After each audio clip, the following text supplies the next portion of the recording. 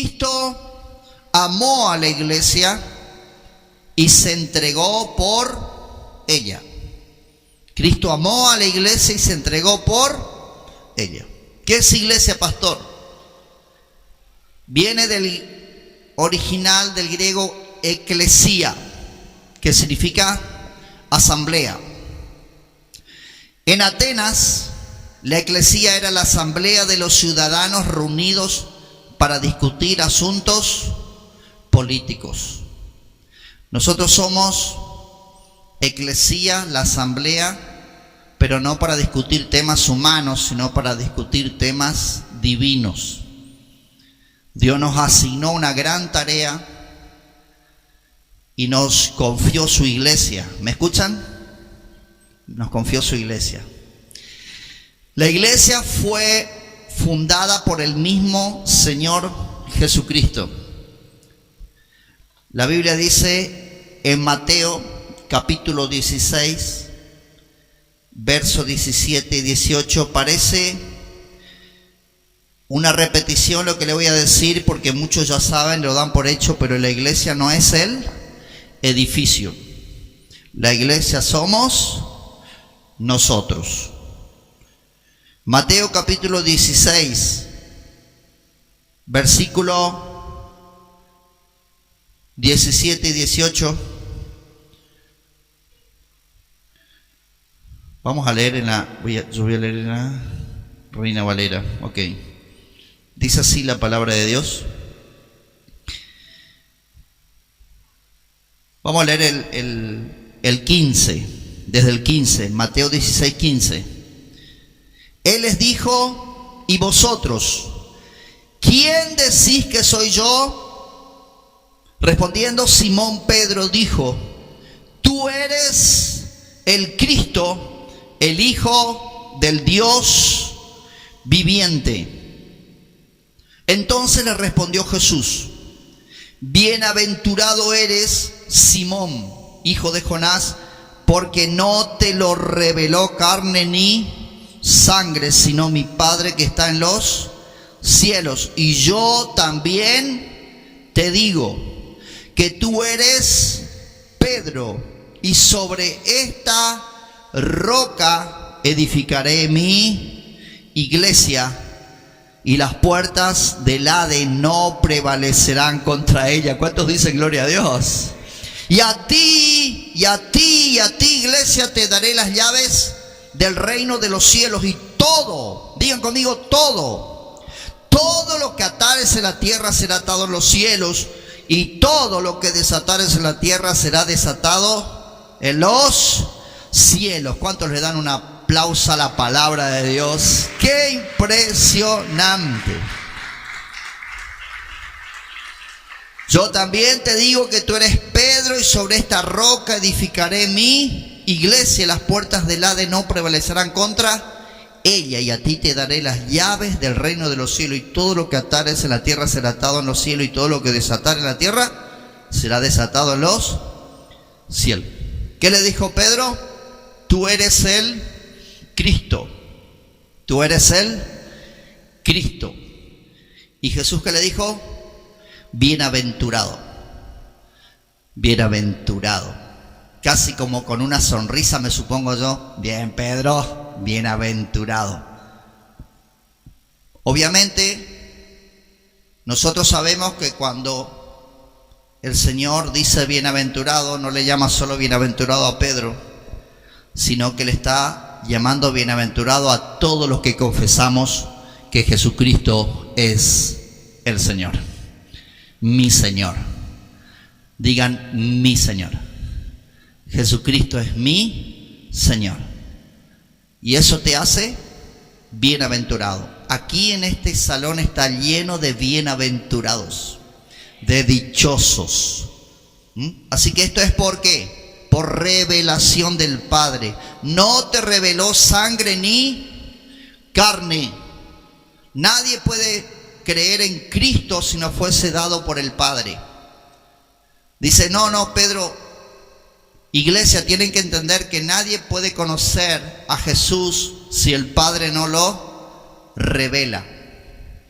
En ese momento el Padre le reveló a Pedro con todas sus imperfecciones y de alguna manera el Señor Jesús aprovechó esa situación para decir: este es el momento de declarar que vine para establecer una eclesía, una asamblea de hombres y mujeres lavados con mi sangre, que tienen al Espíritu de Dios y que serán llamados hijos e hijas de Dios. Somos bienaventurados. Somos bienaventurados. Posiblemente estos días pasaste momentos difíciles, economía, estrés, es 4 para algunos, tensión nerviosa, mal genio, no quiero ser así, no soporto esto. Aún con todas nuestras limitaciones, qué hermoso es saber que somos iglesia y que somos bienaventurados.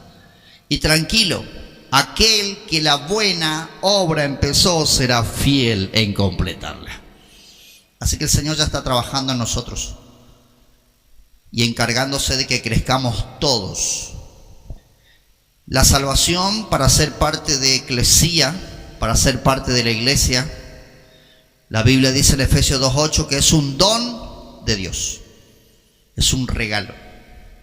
Y Efesios capítulo 2 aclara muy bien y dice: no por obras, para que nadie se gloríe.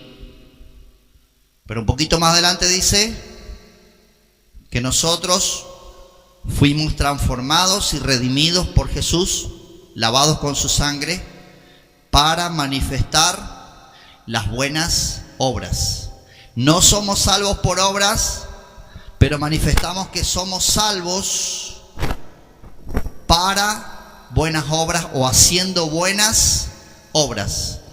Pastor, deme la lista de las buenas obras y empiezo mañana o esta noche. La mejor obra que podés hacer en tu vida y que manifiesta que Cristo está en ti es hablar del sacrificio de Cristo en la cruz.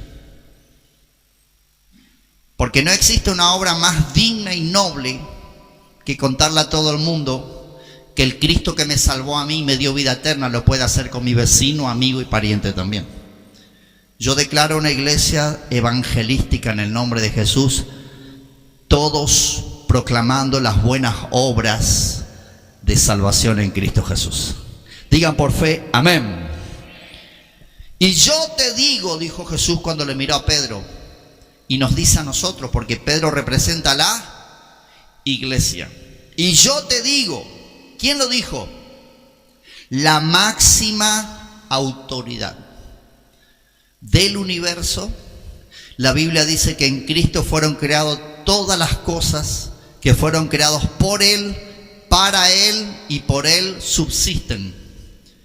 La máxima autoridad del universo, el Verbo hecho carne, le mira a Pedro y mira a su iglesia en todo el mundo, en los 5 continentes, en todas las razas, colores e idiomas, y dice: yo te digo. La cabeza, el esposo, fundador, yo te digo, sobre esta roca, yo te digo, Pedrito, pequeña piedra, Pedro, Petrita, piedrita, yo te digo, piedrita, que sobre esta piedra edificaré mi iglesia y las puertas del infierno no prevalecerán contra mi iglesia. Digan gloria a Dios bien fuerte. Yo sé que el fundador, y aunque hay muchas veces fundidores de la iglesia con actitudes, con reacciones, con cosas ocultas, son de tropiezo a mucha gente, pero nunca la iglesia va a poder fundirse, porque la iglesia es indestructible. Repito, la iglesia es indestructible, porque es la novia de Cristo, es el cuerpo de Cristo. Yo sé que hay mucha confusión en esto, y a veces cuando hay algunos con su actitud que son de tropiezo a la iglesia, de tropiezo a las ovejas. ¿Por qué las ovejas del Señor buscan otro ministerio, otra iglesia? Porque Cristo está en ellos. Porque como no es una religión, es un organismo vivo, la vida de Cristo está en cada persona que sale herida de una iglesia y se va a otra. Pero fíjense que el que tiene a Cristo en su corazón no puede dejar de ir a la iglesia. No puede. Llora porque le fallaron o porque tuvo problemas, está ahí derramando lágrimas a veces de bronca, de impotencia, porque, qué sé yo, por decirlo, se dividió la iglesia que iba, por más que era pequeñita, hubo problemas y uno sufre porque a veces uno nació ahí, pero enseguida esa persona va y busca otra iglesia, busca una familia espiritual. ¿Por qué lo hace? Porque el mismo Cristo que está en nosotros nos empuja hacia el cuerpo de Cristo. ¿Cuántos me dicen amén? Es indestructible. Los que están llenos de Cristo, pregunto en esta noche, ¿cuántos por lo menos por fe me dicen amén que están llenos de Cristo? Esa. Los que están llenos de Cristo no necesitan todo el tiempo que le utilizar el versículo que dice no dejando de congregarnos, como algunos tienen por costumbre. Y lo que el apóstol dice con más razón, cuando ves que el día se acerca. ¿Qué día? El día del arrebatamiento. Ya en Apocalipsis capítulo 21, el Señor Jesús en persona le dice al apóstol Juan: dile a mi iglesia, he aquí yo vengo pronto. Entendiendo que 2000 años es como 2 días para el Señor, nosotros entendemos por las señales que el Señor vuelve pronto. Entonces dice el apóstol, no dejes de congregarte como algunos tienen por costumbre. La persona que está llena de Cristo no necesita estar todo el tiempo leyendo este versículo para tener casi como un miedo, un compromiso. Che, me tengo que ir porque mirá si Jesús viene y yo me quedo. La persona que está llena de Cristo no lo utiliza ese versículo para sí, sino que muchas veces lo utiliza para su hermano débil. La Biblia dice que dentro del cuerpo de Cristo hay débiles. Y que la Biblia dice que a los débiles hay que sostenerlos en amor. Y estar todo el tiempo, hermano, vamos. Vamos. Ponete las pilas. Ponete las pilas en la Biblia es llenate de unción. Cargate con el Espíritu. De ahí le ves al hermano desanimado y si mirá, la Biblia dice no te dejes de congregar porque la fe viene por el oír. Y el oír la palabra de Dios. Cuanto más oís palabra de Dios, más fe vas a tener y más entusiasmado vas a estar y más lleno vas a estar y más vas a predicar y más vas a impartir el amor de Dios.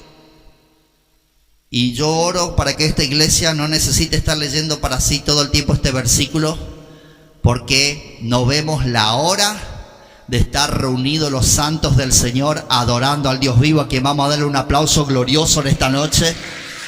Estamos aquí porque no veíamos la hora de venir a adorar a Dios. Quiero adorar a Dios. Quiero estar con mi hermano. Pero mi hermano es feo, no importa, quiero estar igual.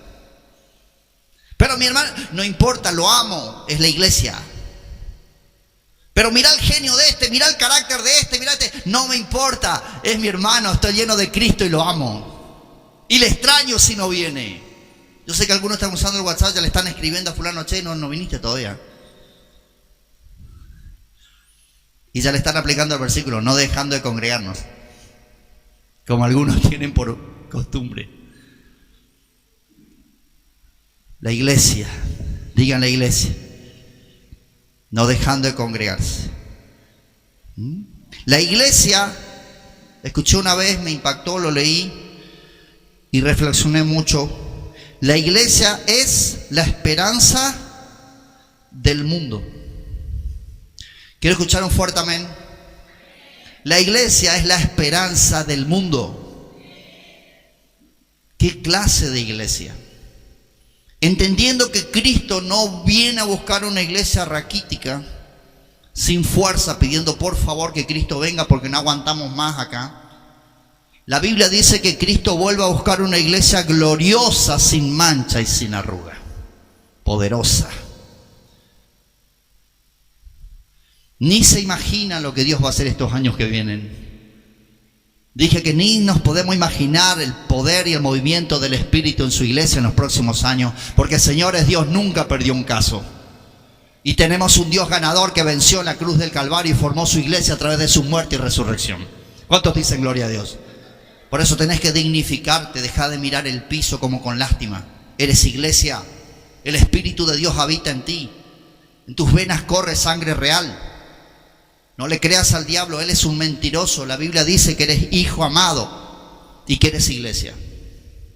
Lleno de imperfecciones, por supuesto que sí. Pero, señores, la iglesia es la esperanza del mundo. ¿Cómo comienza una iglesia? A veces debajo de un árbol. Iglesia de miles que enviaron misioneros a todo el mundo. Comenzaron en un barrio humilde, bajo un árbol. Una maestra escuela de niños. 2 niños con moquitos ahí, descalzos. Pero la Biblia dice: hijos, entiendan, iglesia, donde están 2 o 3 reunidos en mi nombre, yo estoy en medio de ellos. Aleluya, sí, Señor. Y si Él está, eso es iglesia. Si se proclama su nombre, eso es iglesia. Amén.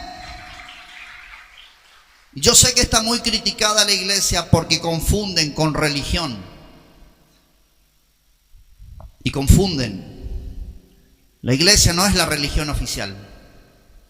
La iglesia no es una religión. La iglesia es el cuerpo de Cristo.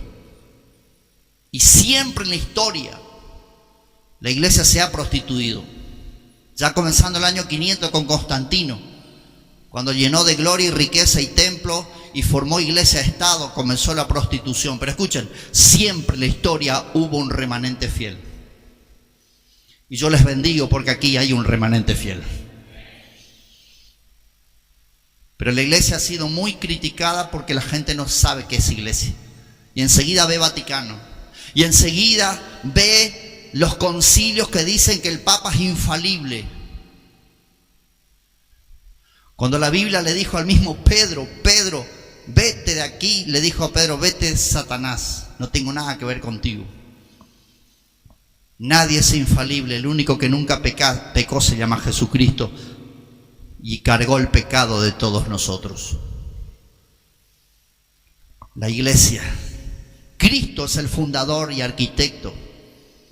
Y la obra recién culminará, ¿cuándo? En el fin de los siglos. Quiero que sepas, iglesia, el Jesucristo resucitado está sentado a la diestra del Padre, intercediendo por su iglesia. Un ejército de ángeles en este momento está en el mundo protegiendo a su iglesia. Dije protegiendo a su iglesia. No temas, hay un ejército celestial protegiendo a los hijos de Dios. La Biblia habla de esto. El fin de los tiempos, Mateo capítulo 28. Dice en el versículo 18, Mateo 28, 18. Dice así: y Jesús se le acercó y les habló diciendo, ¿a quién? Digan, a la iglesia. Todavía no habías empezado. La iglesia se inició cuando el Espíritu de Dios descendió en el aposento alto. Acá le estaba todo el tiempo profetizando y declarando cómo iba a ser la iglesia. Y le dice, Jesús se le acercó, toda potestad me es dada en el cielo y la tierra. Digan, amén. Por tanto, ya que tengo todo el poder, y ese poder, dice Efesios 1, le he dado a mi iglesia. El mismo poder que resucitó a Cristo de los muertos, lo tiene la iglesia. Y dice así, por tanto, ya que todo poder lo tienen ustedes, yo se los delego. Son mi cuerpo. Id y haced discípulos a todas las naciones, no dice religión, dice discípulos, bautizándolos en el nombre del Padre, del Hijo y del Espíritu Santo. Y nuestra responsabilidad, iglesia, ¿cuál es? Enseñándoles que guarden todas las cosas que os he mandado. Y aquí yo estoy con vosotros una vez al año, en Navidad. Digan fuerte: todos los días, hasta el fin del mundo. Díganme si no hay esperanza. Digan fuerte: gloria a Dios. Que no te detenga el barbijo. Primera Tesalonicenses capítulo 4, verso 16. Dice así: porque el Señor mismo, dijimos que el Señor viene al fin de los siglos a recoger su iglesia. Para eso va a ser separado la paja del trigo. Para eso Dios va a mantener por gracia y misericordia su remanente fiel. Y dice el 16 de Primera Tesalonicenses: porque el Señor mismo, con voz de mando, con voz de arcángel y con trompeta de Dios, descenderá del cielo. Y los muertos en Cristo resucitarán primero. Luego nosotros, los que vivimos, los que hayamos quedado, seremos arrebatados juntamente con ellos en las nubes para recibir al Señor en el aire, y así estaremos siempre con el Señor. Digan gloria a Dios. Y el Señor en este momento, ¿qué está haciendo? Aparte de estar sentado a la diestra del Padre como autoridad, dice la Biblia que Él se está ocupando de hacer barrios para que entiendan para sus hijos, chalet, casas hermosas, porque nos ama y quiere estar con nosotros para siempre. No le veo muy entusiasmado. ¿Quieren estar con Jesús, no? Quiero ser el primero en volar. El Señor vuelve pronto. Pero ¿qué dice la Biblia? Por tanto, alentaos los unos a los otros con estas palabras. Sería tanta la maldad que estamos viendo. Lean después Timoteo el carácter de los postreros tiempos de los hombres. Y hay una lista horrible del carácter de los hombres sin Dios en los últimos tiempos, que es lo que ya empezamos a vivir. Todo esto trae fatiga a la iglesia. Todo esto trae cansancio. Todo esto trae a algunos desesperación. Entonces dice el Señor: cada vez que te vengas pruebas, acordate que yo estoy contigo, que vengo pronto, y aliéntense que yo estaré siempre y ustedes son mis hijos. Digan gloria a Dios por eso. Una vez más, gloria a Dios. Así que dentro de la iglesia, los ministros somos arquitectos subalternos. El arquitecto principal es Jesucristo.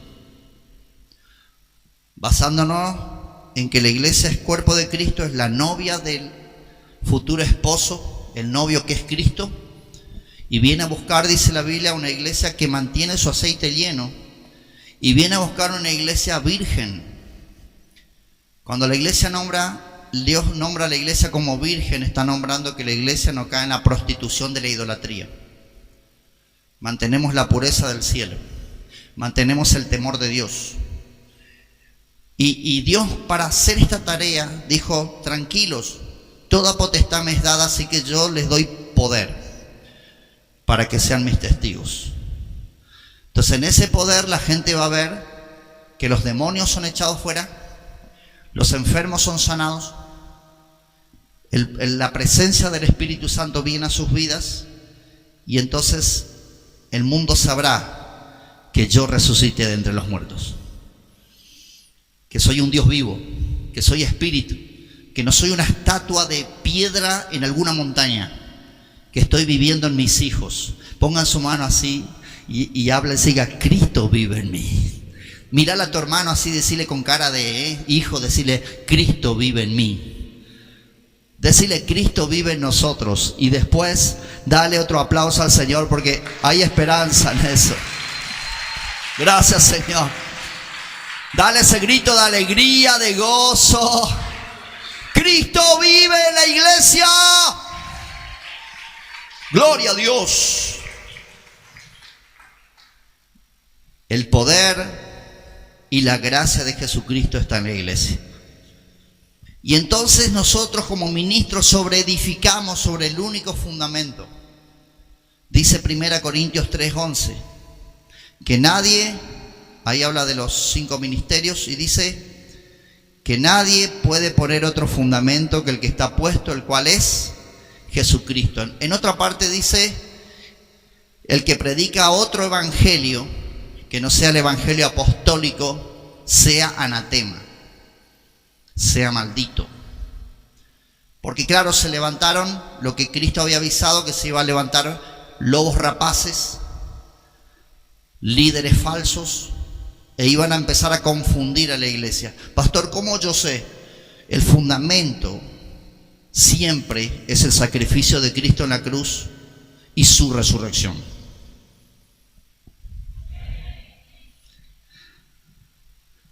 Y cada uno de nosotros debemos examinarnos continuamente cómo estamos sobre edificando. ¿Por qué? ¿Por qué? Y no se duerman en esto, iglesia, no nos durmamos, porque las personas que componemos la iglesia somos de Él. La Biblia dice que fuimos comprados por precio de sangre. ¿Qué quiero decirte? Que tengo que examinar cómo sobreedifico a mi hermano,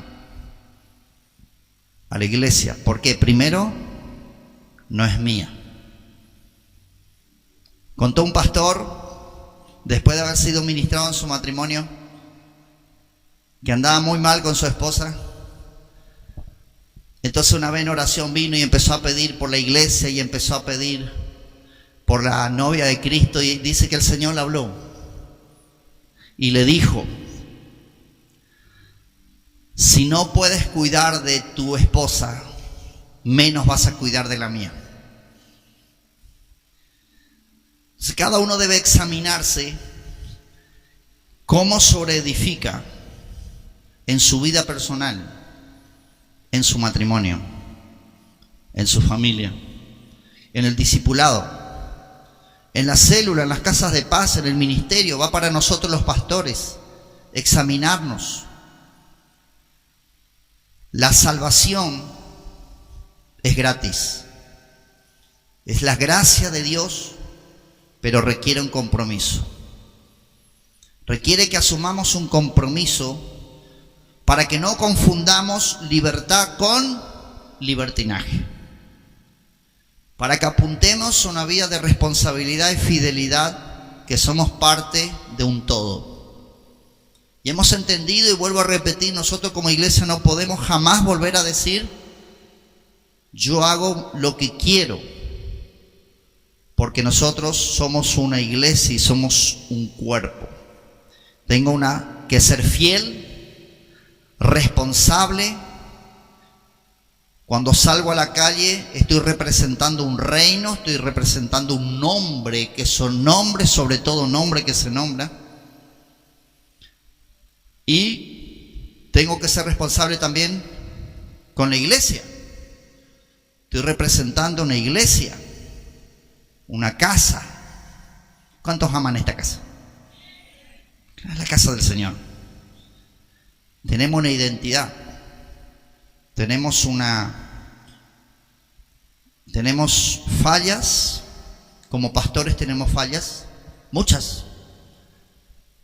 Tenemos errores, como todas las iglesias. Pero Dios nos puso y nos respalda con su unción, con su autoridad y con su llamado. Y todos como iglesia vamos creciendo, alentándonos, dándonos un versículo bíblico, orando, ayunando por mi hermano, llorando con los que lloran y riendo con los que ríen, tratando de socorrer a los que necesitan mercadería y alimentos, tratando de conseguir trabajo para el que no lo tiene, fijándonos días para hacer liberación a los que están oprimidos, preparándonos para darle platos fuertes de la palabra, porque el amor nos une y tenemos una responsabilidad. La Biblia dice en Corintios que cada uno debe mirar cómo sobreedifica, porque hay posibilidades de madera, heno y hojarasca, y hay posibilidades de oro, plata, oro y piedras preciosas. ¿Cómo sabré, pastor? Podríamos decir que madera, heno y hojarasca es el ministerio que hago por egoísmo, por plata, por ambición personal. ¿Y cómo sabré? Bueno, la Biblia dice, el fuego lo probará. El fuego en la presencia de Dios lo probará. Y las piedras preciosas, no vamos a ir no vamos a ahondar tanto esto, pero me quedo en las piedras preciosas porque el sacerdote tenía 12 piedras preciosas. Tenía 12 en su pecho, su pectoral, en su vestido de sacerdote, 12 piedras preciosas. Y todas eran diferentes la una de la otra. Y tenía 6 en su hombro, en este hombro, y 6 piedras preciosas diferentes en este hombro, que representaban a las 12 tribus de Israel. Y se puede decir que representa el equipo del reino de los 12 discípulos apóstoles del Señor, en la mesa de gobierno. Pero es llamativo porque las piedras preciosas todos son diferentes una de la otra, pero todas brillan. Y lo lleva el sacerdote en el corazón, aquí, por el amor que se le tiene que tener a los hombres y mujeres de la iglesia. Y lo lleva en los hombros como una carga para orar. Como que no es tan fácil, es medio pesado el asunto. Pero cuando estoy lleno del Señor, entonces puedo levantar una generación de discípulos que son como piedras preciosas para presentárselo al Señor. Yo declaro esta noche que vamos a ser grandes discipuladores del Espíritu en los próximos años. ¿Cuál es la responsabilidad de los 5 ministerios? Esto: velar para que la iglesia crezca como piedras vivas. Acuérdense que somos seres humanos y hay muchos problemas. Desde el Pentecostés dice que las viudas griegas se les daba alimento y no se les dio lo suficiente y empezaron ya a quejarse. En pleno avivamiento ya empezó la murmuración. Eso no es nuevo, la murmuración, la queja, el desacuerdo. Ya en esa época, en pleno avivamiento, ya empezó a haber murmuración en la iglesia. Entonces Pedro se levanta y le dice: varones hermanos, yo soy apóstol, soy pastor. Yo no puedo estar cambiándole el pañal a los niños de la iglesia. No puedo estar lavando el inodoro, no tengo problema. Pero Dios me llamó, dice Pedro, a la oración y a la palabra. Si no, ¿ustedes qué van a recibir en los cultos? Entonces levantaron 7 diáconos llenos del Espíritu Santo. Y así fue formándose la iglesia. Nadie puede decir que no tiene una función, pero siempre va a haber problemas en la iglesia. Porque somos seres humanos, llenos de errores, y el Espíritu Santo va trabajando en nosotros. Y la garantía, y damos gracias a Dios que el que nos cambia es el Señor.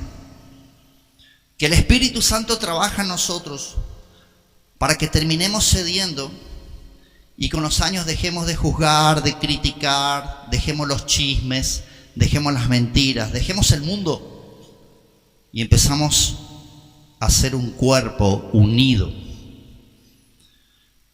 Porque el cuerpo unido es lo que hace que el infierno tiemble y la gloria de Dios se derrame. Mi responsabilidad con mi esposa es pelear por la unidad del cuerpo. ¿Cuántos se prenden en esto de orar y pelear para que seamos uno en Jesús? ¿Dicen gloria a Dios? Entonces los 5 ministerios están en 1 Corintios 12, 28. Y Hechos capítulo 20, a las 9 participamos. Hechos capítulo 20 dice: Hechos 20, 28. ¿Cuántos están recibiendo palabra de Dios? ¿Cuántos son iglesia aquí? Digan amén. Dice así la palabra de Dios en Hechos 20, 28. Por tanto, mirad por vosotros. ¿Mirad por quién? Por vosotros y por todo el rebaño. Por todo el rebaño en que el Espíritu Santo os ha puesto por obispos, pastores, maestros, evangelistas, profetas, líderes, mentores, para apacentar la iglesia del Señor. Apacentar la iglesia del Señor. La cual, y ahí aclara, Él ganó por su propia sangre. ¿Dicen amén? Porque yo sé, dice Pablo, que después de mi partida entrarán en medio de vosotros lobos rapaces, que no perdonarán al rebaño. Y esto es muy triste, pero es la iglesia. Dice, y de vosotros mismos se levantarán hombres que hablen cosas perversas para arrastrar tras sí a los discípulos. Y esto es triste, pero es real. Vemos gente que dice, voy a dar la vida por el pastor, voy a dar la vida por la casa. A los 2 o 3 años se encuentra llevando gente confundida para otro lado, después vuelve un poco, otro poco, y así. Pero ¿cuál es nuestra función? Cuidar de las ovejas del Señor. Orar por ellas, mostrarle por la palabra, fundamentar sus vidas en la doctrina de los apóstoles. Por eso aprendemos en Escuela de Reino. Lo primero que usted aprende en Escuela de Reino es el derramamiento de la sangre del Señor. Aprenden a ser cristocéntricos, aprenden que todo nuestro fundamento está en el sacrificio de Cristo, en que Él resucitó. La palabra de Dios es palabra de Dios, la doctrina de la Trinidad, y ahí la iglesia va siendo fundamentada en la palabra, no en una religión. Entonces cuando vengan lobos rapaces y vengan, qué sé yo, sectas como Testigos de Jehová, no te confunden, o mormones, no te confunden, sino que estás parado en la poderosa palabra de Dios y nadie te mueve, en la doctrina de los apóstoles. ¿Cuántos me dicen amén? Y la responsabilidad de los ministerios, hablé, ¿sí? Entonces ahí viene el punto que yo hablé el martes en el discipulado, que me planteaban algunos hijos de la casa, pastor, papá, pastor, Ronnie, fulano no está viviendo muy bien, se metió de novio, de novia ahí, medio nadie entiende nada, medio se deseó, pero le aclaro algo, me decían, como para que yo no me preocupe. No tiene ministerio, está sentado en la iglesia. Y por ahí quiero corregir esto porque no tiene nada que ver que tenga o no tenga ministerio. La Biblia dice que cuando un miembro se duele, todo el cuerpo se duele. Un miembro es una persona que recibió a Cristo en su corazón y se bautizó en las aguas y declaró a Cristo como Señor de su vida y pasa a ser parte de la iglesia.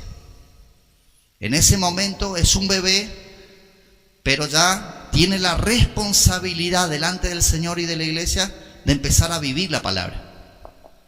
Porque se confunde mucho este tema, que si no es mentor, si no está escuela de reino, no va a escuela de reino, piripipipipi. Pero no es así. Digan conmigo, no es así. Y yo oro para que el temor de Dios venga a la iglesia. Y el temor a su santa palabra. La Biblia dice que nosotros tenemos que temer a Dios y temblar a su palabra, porque su palabra se va a cumplir. Y tenemos que guardar nuestro corazón y nuestra salvación con temor y temblor. 1 Corintios capítulo 12, verso 13, rápido. 1 Corintios 12, 13. Hablando de la responsabilidad del cuerpo de Cristo, de la iglesia. Dice así, 1 Corintios 12, 13. Porque por un solo espíritu fuimos todos bautizados en un cuerpo, sean judíos o griegos, esclavos o libres, y a todos se nos dio a beber de un mismo espíritu. Además, el cuerpo no es un solo miembro, sino muchos. Si dijera el pie, porque no soy mano, no soy del cuerpo, por eso no será del cuerpo. Y si dijere la oreja, porque no soy ojo, no soy del cuerpo, por eso no será del cuerpo. Si todo el cuerpo fuese ojo, ¿dónde estaría el oído? Si todo fuese oído, ¿dónde estaría el olfato? Mas ahora Dios ha colocado los miembros, cada uno de ellos, en el cuerpo como Él quiso. Porque si todos fueran un solo miembro, ¿dónde estaría el cuerpo? Pero ahora son muchos los miembros, pero el cuerpo es uno solo. Ni el ojo puede decir a la mano, no te necesito, ni tampoco la cabeza a los pies, no tengo necesidad de ustedes. Antes bien, los miembros del cuerpo que parecen más débiles son más necesarios.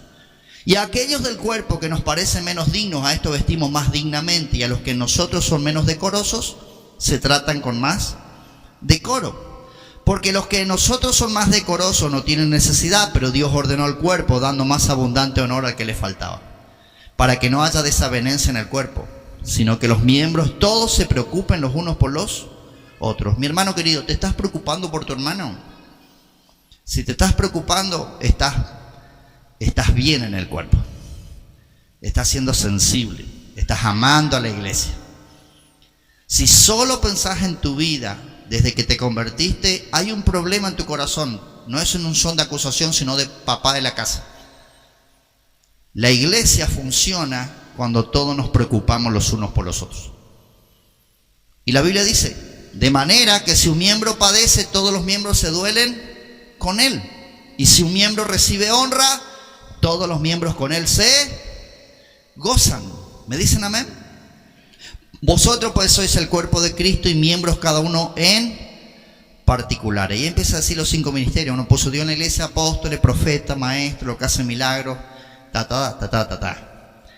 Entonces, en las relaciones es la Santa Cena. Atención. La Santa Cena. La famosa frase de los que hace años vienen a la iglesia y dice: juicio come y bebe para sí, y se le agarra un ataque de decir: Dios mío, mirá si me muero esta noche.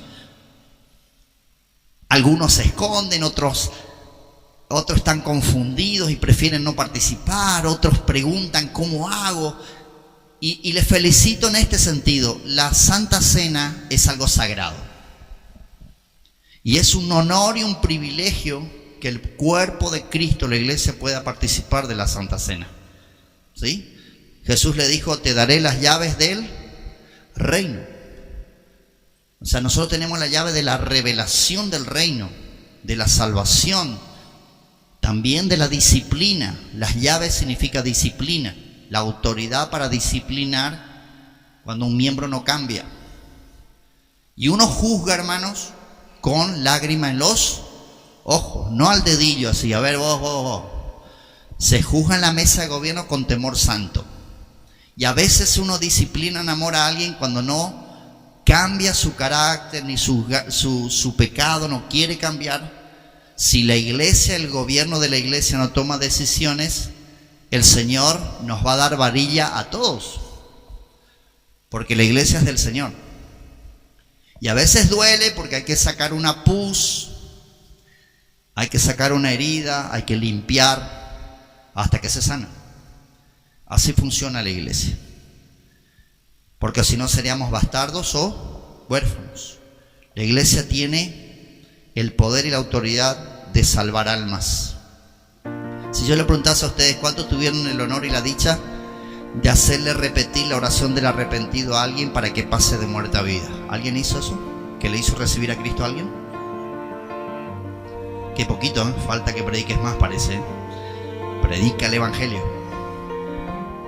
Qué hermoso es que en el cielo te puedo asegurar que Jesús se va a preocupar y a decirle al que vos le salvaste: andá y saludale porque Él te predicó el evangelio. Qué hermoso es predicar el evangelio.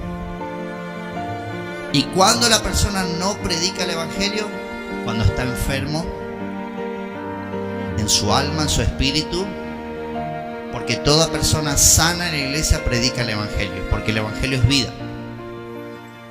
Estás predicando el evangelio. Si no, comienza esta noche. Salva almas, porque para eso Dios nos deja en la tierra.